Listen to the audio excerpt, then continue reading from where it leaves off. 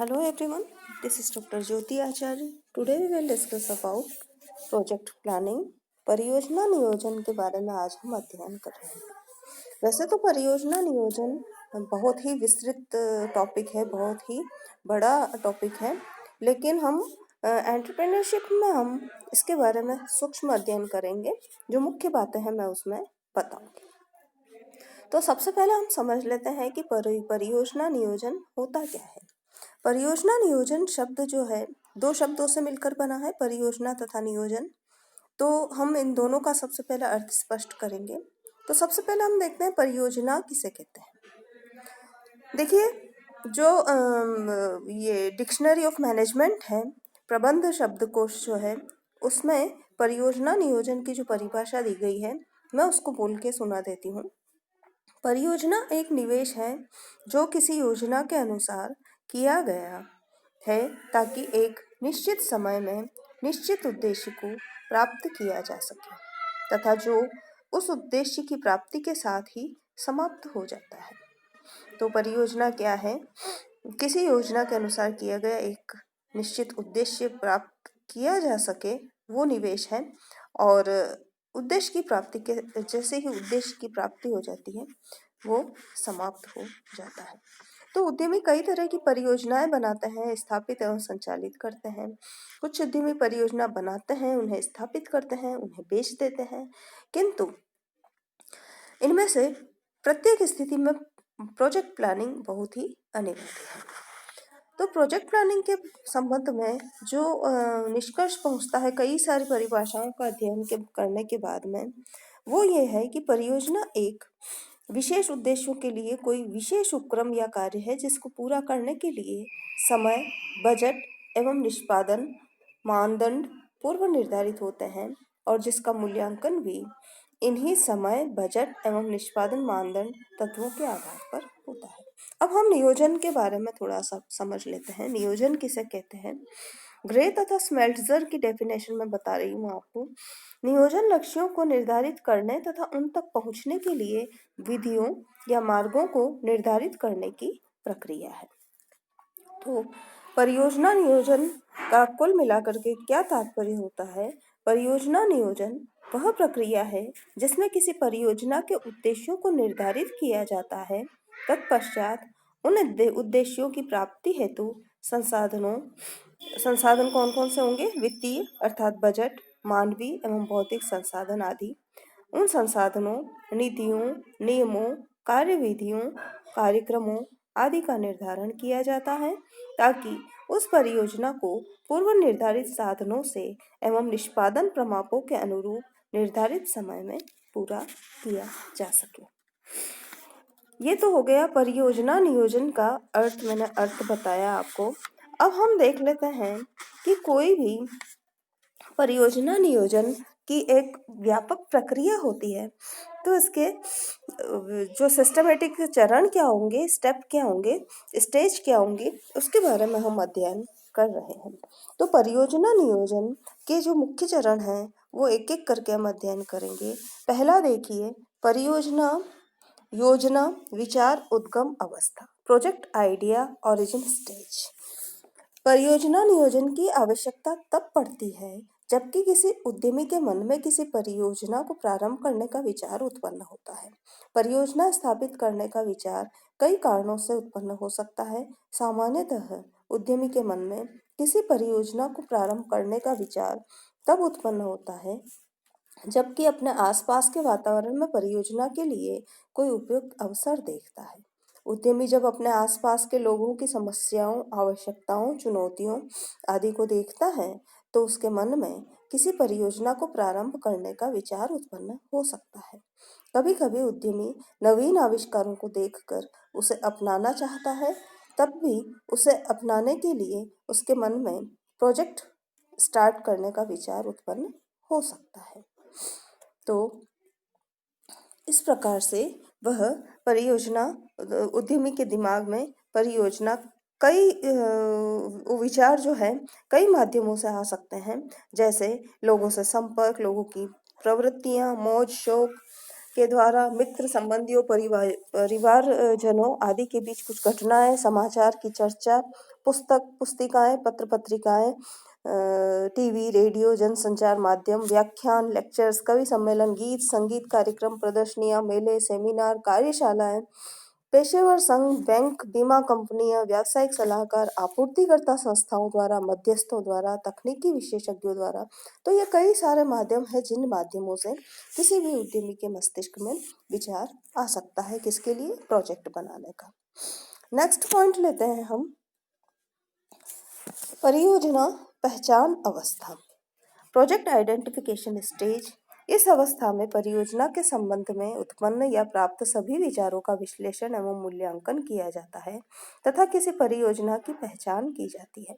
परियोजना के संबंध में प्राप्त विभिन्न विचारों का विश्लेषण एवं मूल्यांकन करते समय कई पहलुओं पर विचार करना पड़ता है, जैसे प्रोजेक्ट विचार के संबंध में उद्यमी की अभिरुचि या इंटरेस्ट, प्रोजेक्ट को क्रियान्वित करने में जो राजकीय सुविधाएं हैं वो, प्रत्येक विचार का वास्तविक एवं अनुभूति मूल्य, प्रत्येक परियोजना विचार की लागत, प्रत्येक परियोजना विचार के लिए आवश्यक वित्तीय संसाधन एवं उनकी उपलब्धता, प्रत्येक परियोजना विचार के लिए उपलब्ध बाजार एवं उसमें व्याप्त प्रतिस्पर्धा, प्रत्येक परियोजना विचार के लिए आवश्यक कौशल एवं तकनीक की उपलब्धता, प्रत्येक परियोजना विचार में निहित जोखिम की मात्रा एवं प्रतिफल, परियोजना विचार को प्रभावित करने वाली राजकीय नीतियां, कानून एवं नियम, प्रत्येक परियोजना विचार को प्रभावित करने वाले वातावरण के घटक एवं उनके प्रभाव की सीमा।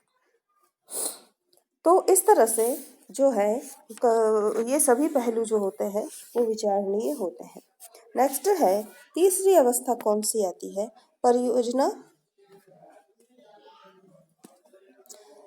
परियोजना निर्माण प्रतिपादन अवस्था, प्रोजेक्ट फॉर्मुलेशन स्टेज। जब उद्यमी किसी एक परियोजना विचार की पहचान कर लेता है तो उसकी परियोजना का निर्माण या प्रतिपादन किया जाता है। इसके लिए परियोजना या सब जो होते हैं उस ये जो प्रतिवेदन होता है या जो रिपोर्ट होती है, प्रोजेक्ट रिपोर्ट होती है, उसका सब्जेक्ट मैटर क्या क्या हो सकता है, जैसे जनरल इंफॉर्मेशंस होती है, जैसे जो उत्पाद बनाया जाएगा उसका रंग, रूप, आकार, बाजार में उत्पाद की मांग, आपूर्ति, भविष्य में संभावित मांग, सूचनाएं आदि।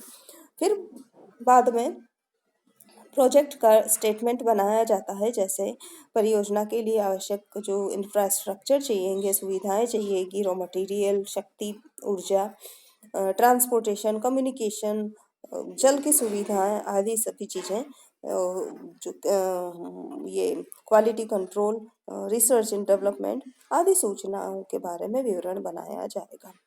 फिर बाद में प्रदूषण नियंत्रण व्यवस्था की काफ़ी उल्लेख होता है और बाद में बाजार की संभावनाओं के संबंध में सूचनाएं पता की जाती है और दी जाती है।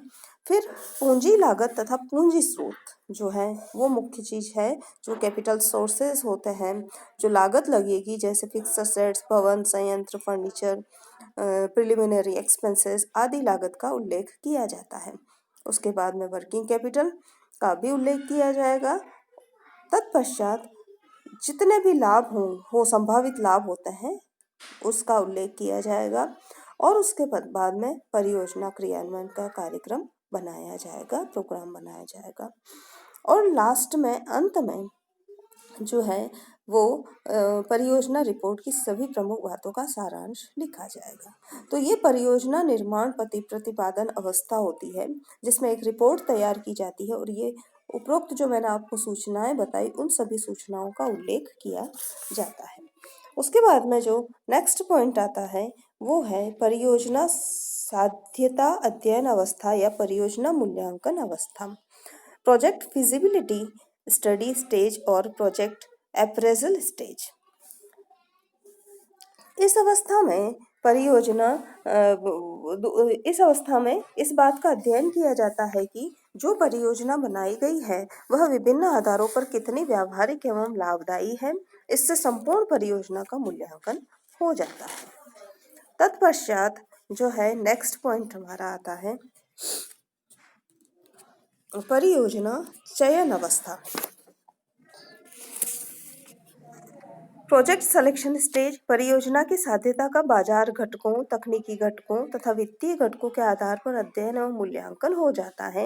उद्यमी जब इस मूल्यांकन रिपोर्ट से संतुष्ट हो जाता है तो परियोजना का चयन कर परियोजना को क्रियान्वित करने का निर्णय लेता है। परियोजना के चयन से पूर्व वह परियोजना को प्रभावित करने वाले अन्य घटकों के संदर्भ में भी विचार करता है। जब वह परियोजना के संदर्भ में सभी बातों का संतोषजनक समाधान प्राप्त कर लेता है तो वह परियोजना का चयन कर प्रारंभ करने का निर्णय कर लेता है। नेक्स्ट आता है जो स्टेप है वो है परियोजना क्रियान्वयन तैयारी अवस्था, प्रोजेक्ट इम्प्लीमेंटेशन प्रिपरेशन स्टेज। जब उद्यमी परियोजना के क्रियान्वयन का निर्णय कर लेता है तो उसके क्रियान्वयन हेतु कई प्रारंभिक तैयारियां करनी होती है। उसके लिए उसको संगठन के प्रारूप का चयन करना होता है, लाइसेंस प्राप्त करना होता है, निदेशालय, उद्योग निदेशालय, नगर पालिका, कारखाना अधिनियम, दुकान एवं वाणिज्यिक संस्थान अधिनियम आदि से आवश्यकतानुसार अनुमतियां प्राप्त करनी होती है, पंजीकरण करवाना होता है, प्रदूषण नियंत्रण बोर्ड से अनुमति लेनी होती है, भूमि, भवन, कार्यालय आदि की व्यवस्था करनी होती है, संयंत्र क्रय की एवं उनकी स्थापना की व्यवस्था करनी होती है, ऊर्जा एवं कच्चे माल की आपूर्ति की व्यवस्था करनी होती है। लास्ट में आता है परियोजना शुभारंभ अवस्था, प्रोजेक्ट कमेंसमेंट स्टेज। जब परियोजना के लिए सभी आवश्यक तैयारियां पूरी हो जाती हैं तो परियोजना का शुभारंभ कर दिया जाता है। शुभारंभ के लिए यदि कुछ वैधानिक औपचारिकताएं करना आवश्यक हो तो उन्हें भी पूरी कर देनी चाहिए। परियोजना का शुभारंभ करने हेतु आवश्यक संसाधन तो जुटाने ही पड़ते हैं, किंतु शुभारंभ के समय सर्वाधिक महत्वपूर्ण भूमिका स्वयं उद्यमी की होती है। उसे शुभारंभ के समय से ही कंपनी नेतृत्व एवं निर्णय क्षमता का परिचय देना होता है। उसे अपनी परियोजना का नेतृत्व इस प्रकार प्रभावी ढंग से करना चाहिए कि जिससे परियोजना से संबंधित सभी लोग परियोजना की सफलता के लिए एकजुट होकर कार्य करने को प्रेरित हो सकें। परियोजना के शुभारंभ के समय से ही उद्यमी को उद्यमिता के विभिन्न चरणों की समय सारिणी को ठीक से लागू करने पर ध्यान देना चाहिए। ऐसा होने पर ही परियोजना यथा समय निर्धारित बजट एवं मानकों के अनुरूप पूरी हो सकती है। तो ये थे स्टेजेस ऑफ प्रोजेक्ट प्लानिंग। आज का हमारा टॉपिक यही समाप्त होता है। Thank you.